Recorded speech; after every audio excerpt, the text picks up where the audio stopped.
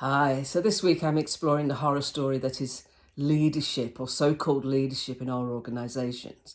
The demand for employee surveillance software increased in March 2020 as, even though it shouldn't be needed, but we could say, okay, I understand. There's a knee-jerk reaction to people who are suddenly working remotely.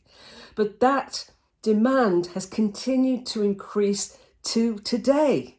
As employees go back into the workplace, it's not going away. It's become the new normal. So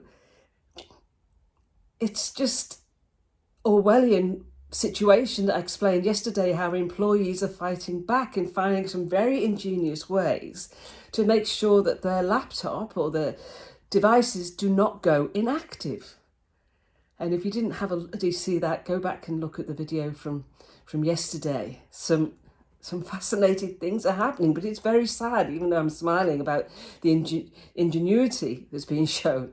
It's a sad state of affairs that employees are spending a lot of time thinking about how to come up with new ways to stop devices going inactive. And this is the scariest part.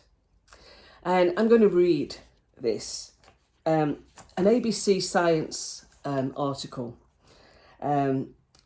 quoted Mr. Galeb of Efficient Lab, a company that creates and builds employee monitoring and surveillance software.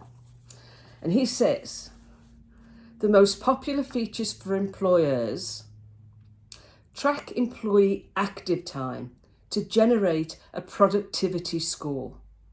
Depending on the data or the insights you receive, you get to build this picture of who is doing more and doing less. This is where I scream.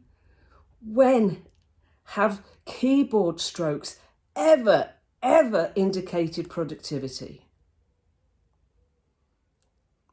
And yes, this belief exists. And this just shocked me too. So this was a submission from the United Workers' Union into a New South Wales, it's a state in Australia, a Senate committee that was looking at the impact of technology change on the future of work. So this is the quote from this submission. A call centre worker. Okay.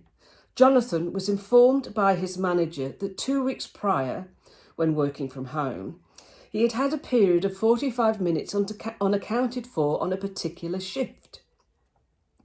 Unable to remember exactly what he was doing that particular day, the matter was escalated to senior management, who demanded to know exactly where he physically was during this time.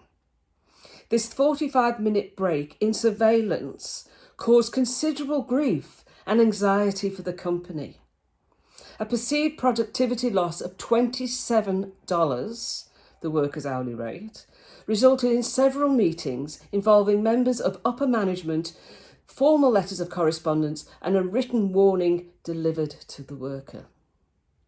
Such actions would have cost the company considerably more than $27 in time and labour, demonstrating that working from home surveillance is not just about productivity, it's about power and control.